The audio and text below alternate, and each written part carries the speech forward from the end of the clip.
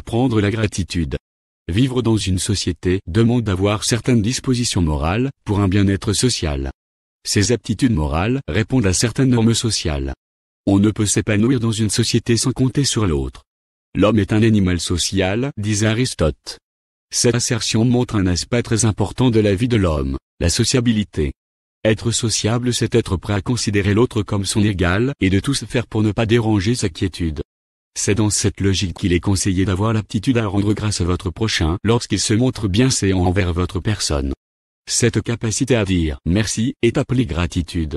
La gratitude est une sorte de reconnaissance faite à quelqu'un lorsqu'il fait un bienfait ou un service envers votre personne.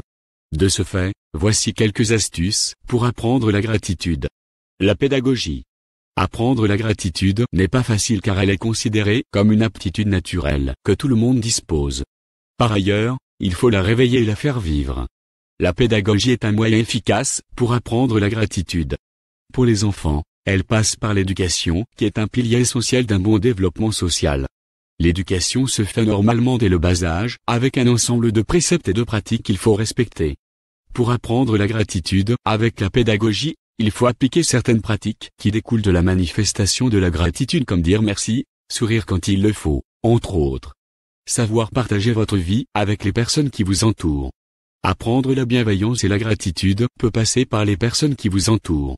Pour ce faire, il faut savoir ouvrir votre vie à ces personnes et leur donner du temps pour qu'elles partagent leur comportement avec vous. Faire des actes bénévoles est aussi une manière d'ouvrir votre cœur aux gens. Pour vos enfants, cela leur permettra d'avoir de l'empathie envers les personnes qui sont dans des situations difficiles pour mieux se sentir concernés. La vie en communauté est aussi une autre approche de partager avec les personnes qui vous entourent. En effet, les rencontres entre voisins et intercommunautaires peut aider à placer les germes de la gratitude surtout chez les enfants. Réaction aux gestes négatifs. Pour votre enfant, vous ne devez surtout pas lui accorder tout ce qu'il veut. Il faut savoir lui dire non pour lui faire savoir la négativité de ses gestes. C'est essentiel pour une bonne éducation, mais aussi pour montrer les limites à ne pas franchir. Apprendre à votre enfant la gratitude avec cette méthode est tout à fait important car elle donne les bases d'un bon vécu social et cela à travers la réaction que vous avez quand il commet une dérive. Réagir quand il fait des gestes négatifs ne veut pas dire le faire violemment, d'ailleurs il est formellement interdit d'user de la violence pour une chose. Cela doit se faire avec délicatesse et d'une manière bien précise pour éviter d'avoir l'effet inverse. Montrez l'exemple. On dit souvent qu'on n'enseigne pas ce que l'on sait, on n'enseigne pas ce que l'on veut, on enseigne ce que l'on est. Citation de Jean Jaurès. Eh bien c'est valable aussi pour ce cas de figure. Apprendre la gratitude à votre enfant, c'est aussi avoir de la gratitude. Si vous ne l'êtes pas, vous ne pouvez pas lui inculquer ces valeurs.